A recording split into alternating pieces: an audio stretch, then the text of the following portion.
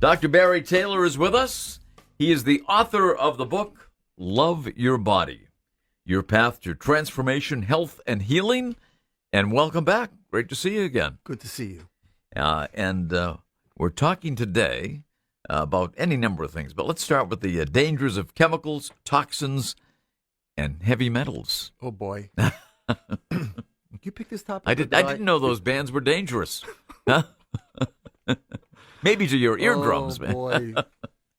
The first Earth Day was 1972. Do you remember it, 1972? I do. Yeah. I do go back that far, actually. Yeah, me I do, too. believe it or not. Yeah. So let's separate this out because, Yeah. as you know, I love to shift people's attention and awareness to a health promotion model, different than a disease management model. And sometimes you need to look and be aware, possible, could, that rather than a should. It's not like everybody should, but you could become more aware of, well, what is it that blocks you to be the healthiest can possible? You know, what is it that has us age where Lack of willpower, in my case. I think. well, Yeah. could be. We're gonna okay, write that down. We're gonna do another show on lack of willpower. How to change habits and be happy. So one of the physical things in the world are these chemicals. Chemicals are not bad, and there's a new class of chemicals called PFAS. It's an emerging P is in Peter, F is in Frank, A is in Apple, S. They're also known as forever chemicals. Why would they be called forever chemicals? Because they last forever. Can't get rid of them. They're highly fluorinated. They're very persistent, often but not always. They accumulate in the physical body, and they've been used in the manufacture of lots of different products. They've been used for surgical gowns and drapes. Well, that doesn't affect you and I. They've been used for carpets, to protect carpets. They're used for lots of different materials that prevent infections. They're critical to electrical devices like cell phones and all sorts of different things. Gore-Tex, because these chemicals are unbelievable to prevent water from getting into fibers and fabrics. It's also been used as coating. I know you've heard the word Teflon. Of course. Yeah. So now the whole world is exploding. If listeners want to Google P as in Peter, F as in Frank, A as in Apple, S, this class of chemicals that protects surfaces, it resists heat, has lots of usefulness or repelling odors. However, Ken, lots of evidence shows that it's related to obesity. Okay. It's an endocrine disruptor, and it has carcinogenic properties. Not good, and no matter how you slice it. Not good. Yeah. There's a movie I saw coming attractions of last night, which is called Dark Water. I can make a plug. I have nothing to do with the movie other than I saw coming attractions. And that whole topic about Housatonic, New York, and Bennington, Vermont, is how these PFAS, this classifications that manufacturers used, which were used for coating the silos, but not on a farm, but in a manufacturing plant. Okay. Yeah. The PFAS, these polyfluorinated chemicals, were used to coat as the other things were going through the silos. Then, as things went through that manufacturing company's plant, it contaminated the water, and thousands of people got sick. It's a new movie coming out called Dark Water. Dark Water, okay. Yeah. So there's a lot more. We could spend days talking about chemicals and its relationship to the body. Yeah. They're usually held in fat, adipose tissue. Part of my model, as you know, we've spoken in other shows about how do you build, strengthen, and tonify the body. There's also a different fork in the road, maybe more respect in Europe than in this country, but we're getting there, which is the second category of toxins. Now we're talking about breakdown products of drugs that your body doesn't clear all of it. You know, we're talking about pesticides and additives, hormones in chicken, hormones in red meat, hormones in, oh boy, you know, not just the way your body makes hormones, but now you're getting way more. So you've got the inorganic food that are sprayed with additives and pesticides Right. and coloring agents. And well, what's the big deal? So what? You get, red dye and ketchup, and you got, all this, 3 pounds a year the average American has of these additives, preservatives. Well, the big deal is that despite what your liver does can make a firm believer out of almost any atheist. If you really look at what the liver does, it does some 3,000 different functions. It's like, God, somebody smarter than me thought that up. It's like, it's amazing what the liver does. 3,000 the liver different does, functions. Yeah, some Wow. of them are building, and some of them are hormonal. And the liver you think of as like this chemical waste station. It's right under your rib cage on the right side. Well, all of this load that your body deals with, the pesticides, the colors, the additives, the extra stuff in red meat and chicken and eggs and all that stuff is more than most of our livers know how to deal with. And that's part of why people get allergies. And for some people, it's asthma. For other people, it's IBS, irritable bowel. We can do a whole show on digestion. So all of these toxins affect the immune system. And then there's a merging thought that the immune system and the nervous system are really one system. A lot of people with anxieties or depression, it's brain related. So these toxins that don't get sweated out, peed out, pooped out, are organs of elimination. Our urinary system, our bowel, our skin, our lungs breathe, can't keep up with what's going in. We don't, even though you might be hopefully urinating every day and you might be moving your bowels every day, what you're putting into your body from a chemical / toxic point of view, you're not just on that medication. Well, you're on that medication for a week or two. Okay, so you take a medication. Well, what about if you're on that medication because some doctor says if you go off it, you won't be able to breathe and you got to be on this medication for years. So you've got that and what's in the food supply, red dye and, tomatoes that are picked rock hard green that get dyed red. Sorry, this is a tough show. It's okay. So it really affects the immune system, the liver. It binds certain nutrients in the body.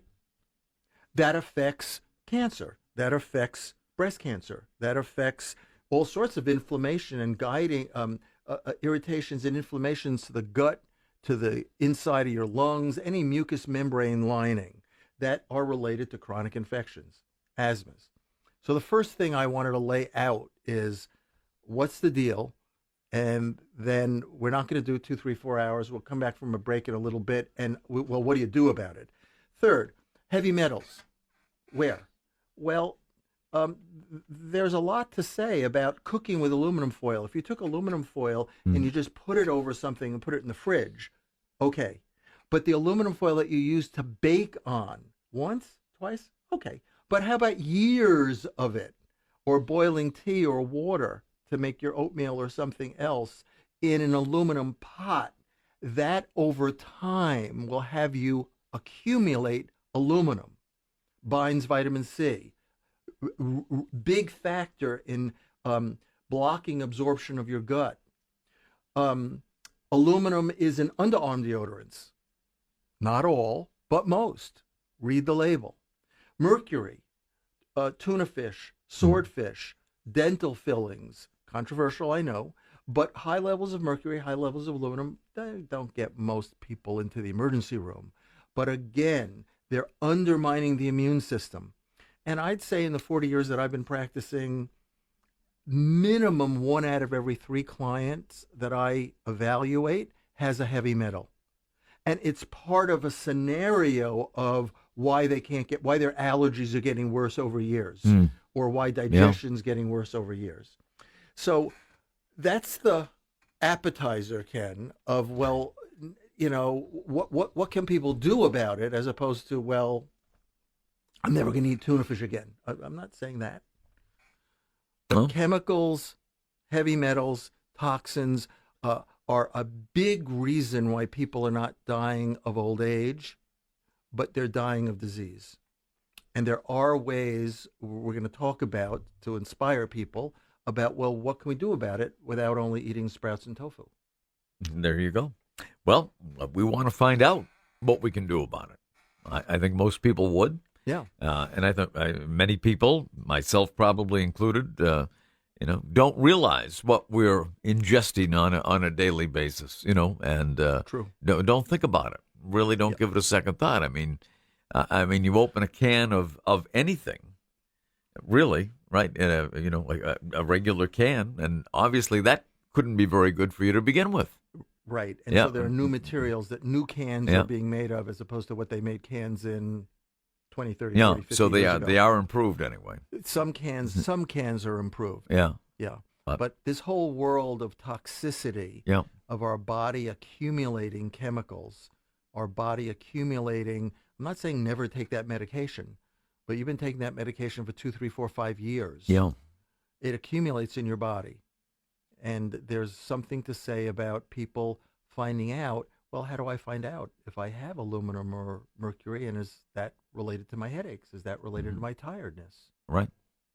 Well, all thought-provoking, and we're going to get back and talk more about it with Dr. Barry Taylor, author of Love Your Body, Your Path to Transformation, Health, and Healing. That's the name of the book. And if you have any questions for the doctor, feel free to give us a call at 866-823-1077. That is the number to call. It is 118. We'll be back. Hale and Company continues after these words on 1077 The Pulse. Dr. Barry Taylor is with us. His book, Love Your Body, Your Path to Transformation, Health, and Healing. We eat a lot of artificial stuff, don't we? Boy. Yeah, it's hard to get away from it. Unless somebody's a really good label reader, Ken. Yeah. It's, just I like mayonnaise with my X. I like ketchup with my Y, and unless you read labels, it's staggering. And the tip I often give clients and friends is, if you read something on the label and you don't know what it is, don't eat it. Good point. Good point. As I get older, I am reading labels more and more. And you look at the back of anything, and you see the breakdown of what percent this and that. Right. I always the first one I look at is sodium. Yep. And boy, some of the sodium amounts in stuff are crazy high. Yeah. And sugar, crazy high. Yeah. Unbelievable. Yeah. But I look at it just a regular, say, a can of soup. Yes. The sodium levels are unreal in a lot of them. Correct. Not all of them, but a lot of them. A lot of them are very, very, very, very high. Yeah. And there's this other theory for another show that the more salt you eat, the more your body craves sugar. And the more sugar you eat, the more your body craves salt. That's a yin-yang kind of theory, that the more you eat on the extremes, something very yang like meat and salt, very contracting, it's not like never, but when you're eating a propensity, blindly, not knowing how much a little is, but you're just doing it like a normal person, just shaking your salt shaker, and you do roast beef for lunch and meat for dinner, then your body automatically craves. And the more you're getting sugar and mayonnaise and ketchup and all sorts of things, you don't realize there's sugar in that, really? Then the more you're eating sugar, not just from cakes, cookies, and ice cream and candy, then your body craves salt. Right. The complement to that is eat more down the middle, is eat more veggies. Very true. Cleaner protein. Yeah.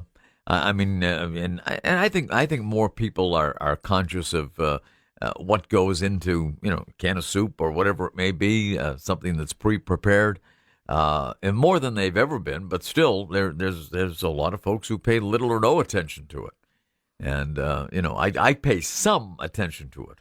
I probably should pay more attention to it, like everyone. But I tell you what, I really don't use. I know I eat things that are salty, what have you, but I really don't add a lot of salt.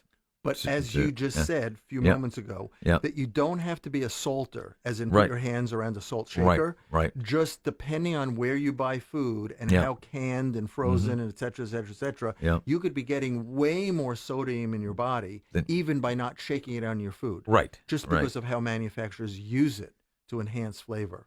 But, you go places where you go to a restaurant, you see some people shaking ungodly amounts of salt on everything. Yeah, everything. Even seafood. Yeah. It's like, why are you putting salt on seafood? I mean, it can't be good, right? It can't be good.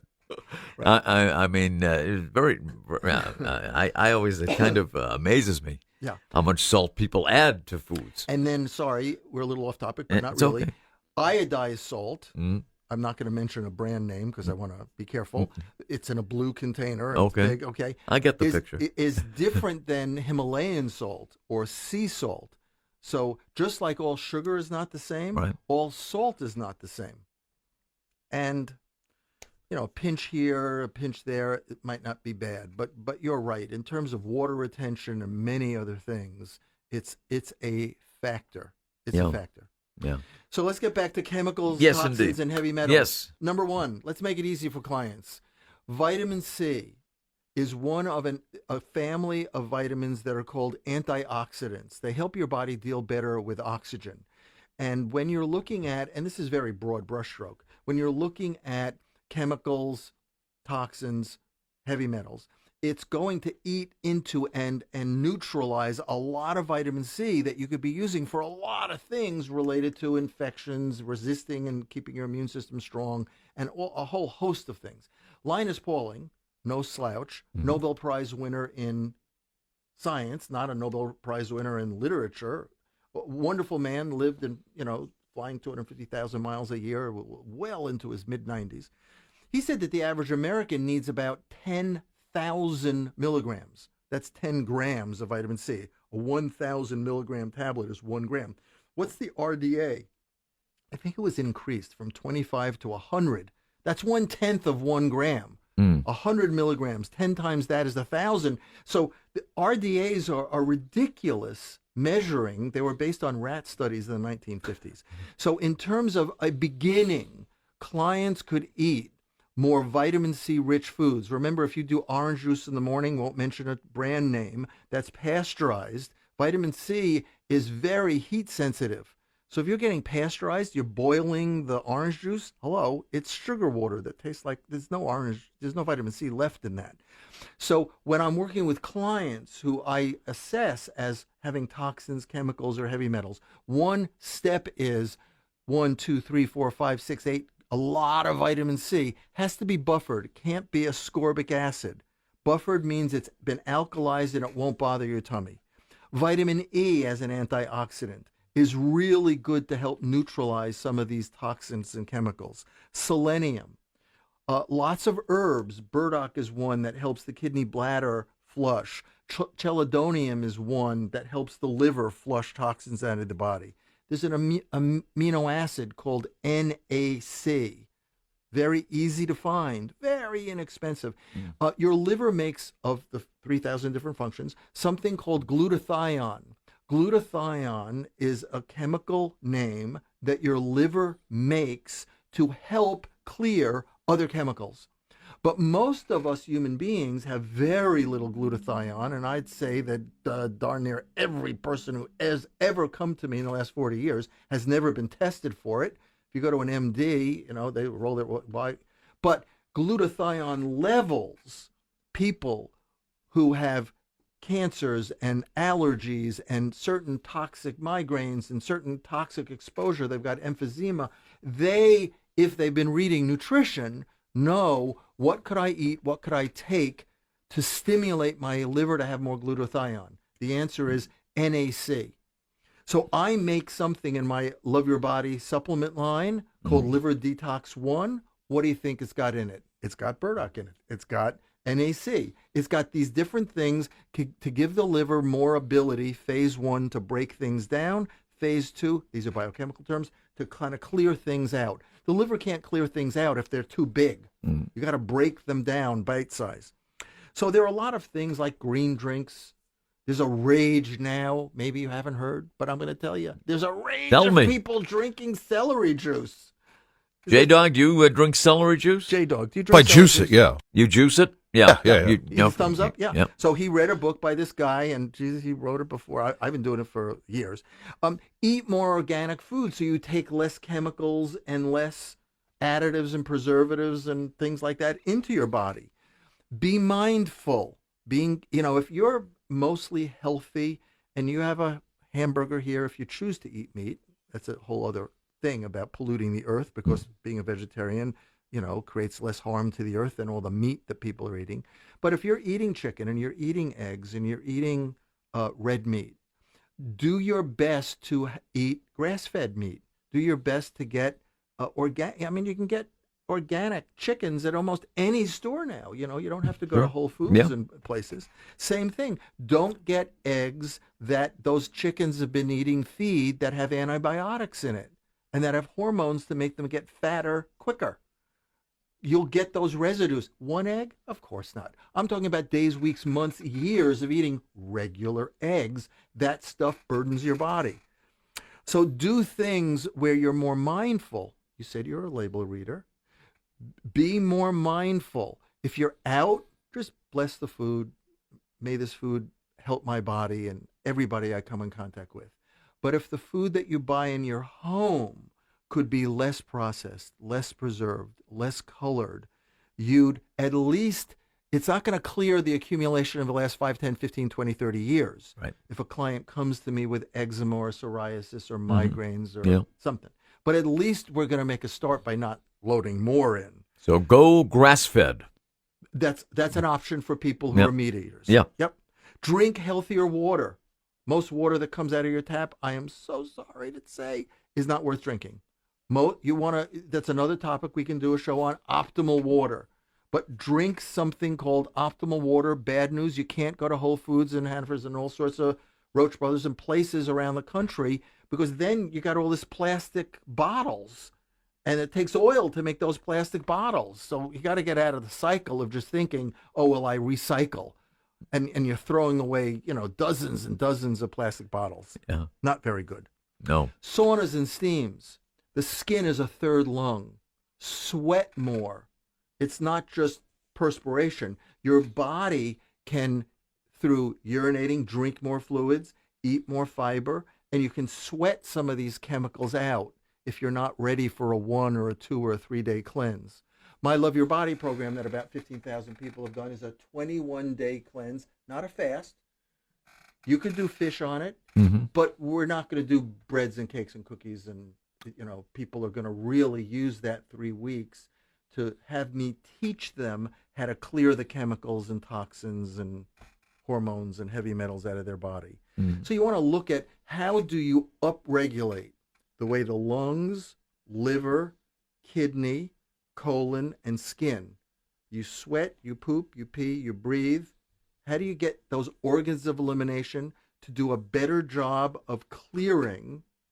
Because the premise we started, it was a few moments ago. It's not a few days. We just started 20 minutes, 25 minutes ago. Is that your body accumulates this stuff, and it's very much part of the trajectory of why people get sick in their 50s, 60s, 70s. Well, I didn't change anything. I know, but your body didn't pee and poop and sweat it all out. Now, some people have got unbelievable genetics, yes? I mean, God, they smoke and they can eat anything, and it's like, okay, you will die of your sleep. I won't mention any ethnic groups. There are some people who have just unbelievably strong constitutions. They can do a lot. For the rest of us, most of the time it's going to catch up unless you give your body a break. Another option, people listening could read my book. They want to send me their email. I'd be happy to send them a chapter. They can read a chapter on my website because there's a lot in my book about what we've talked about in this show. So what would you say, other than supplements, Yep. is the best source of vitamin C for people? Green peppers are high in vitamin C. Carrots are high in vitamin C, also very high in beta carotene. Grapefruits. Now, we live in a colder climate. I know you're licking your chops and your hands because the cold is coming. I'm very excited about it. You're very excited about it. So when you're living in Florida, Hawaii, and warmer climates in Southern California, you can eat more fruit.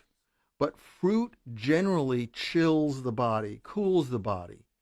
If you're really healthy, it may not make that much of a difference. But if you're attempting to get over, your menstrual imbalances or your weight, then eating a lot of fruit in the winter is probably not something you could or should do if you want to get your body more in balance with the rhythms of nature. So the answer to your question is, for people who live in colder climates, it's hard to get a lot of vitamin C in the winter. The answer to your question is fresh squeezed grapefruit juice, fresh squeezed orange juice. Lots of fruit has different vitamin C.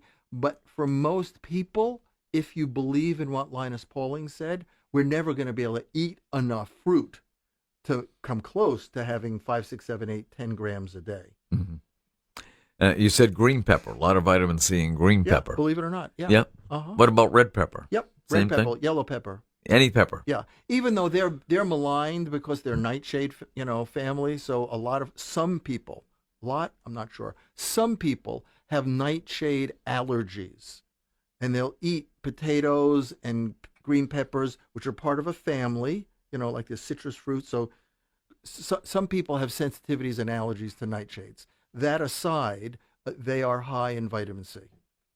All right. Raw, not cooked. Okay. If you cut your green pepper and put it in a soup pot and you're simmering your soup, you're not going to get a lot of vitamin C in that. No. Tomatoes are fairly high in vitamin C. But the tomatoes most of us buy. Here it comes. You're Yeah, right. yeah. There you go. Thank you so much. Thank you so much. The inorganic tomatoes. Yeah. When I was first starting in this in 1970, I remember the MD who was telling me, he said, if you go back 10, 15 years, well, that's like 1950s or 60s, he said that the tomatoes then had 10 times more vitamin C than they did, he was talking to me in 1970, because of the soil, nutrients in the soil. Right. So you're right. Inorganic tomatoes don't have as much nutrients, vitamin C, lycopene, other kinds of things that tomatoes have in it, as much as organic. And that's true across the board. Why pay more money for organic fruits and vegetables? Because there's more happening in them. They're grown in different soil. Yeah. And what about vitamin E? Vitamin E, wheat germ, it's a fat-soluble vitamin. It's found in some grain. But again, thank you for the question. If somebody were thinking of vitamin E therapeutically, 400 IUs, vitamin E is measured differently than vitamin C. And you wanted to get a mixed tocopherol from a health food store, not just the synthetic form of vitamin E. Right. You're not going to be able to come close to that by eating a lot of vegetables. There's some vitamin E in almonds. There's some vitamin E in almond oil. There's some vitamin E in olive oil. There's some vitamin E in wheat germ and wheat germ oil. But even if you're using some of those things daily, flaxseed meal, it's not going to give you the protection environmentally. However, I like what you're asking me, because to think that a supplement is we can lean on that pill or powder or a tablet and then eat whatever we want, those supplements, what's the word? Supplement a better way of eating. Doesn't mean you have to be a purist. They never cheat. And they will allow the nutrients in the food that you eat to be better utilized, as opposed to thinking of them, well, I don't have to think of eating any vitamin E foods or vitamin C rich foods because I'm taking vitamin C in a tablet. Right. Now, if people do take supplements, Yep. A normal, relatively healthy person, what kind of dosage should they be taking each day, vitamin E? I can't answer that. Okay. The reason is this person's body is 150 pounds and this person's body is 215 pounds, and this person has allergies and you don't have any allergies. I would say that if you're looking at vitamin E as in Edward, you want to get a mixed tocopherols, not just D-alpha acetate, and start with 400 international units. If you're with vitamin C, get a buffered form in powder, capsule, or tablet. Get a 1,000 milligram tablet.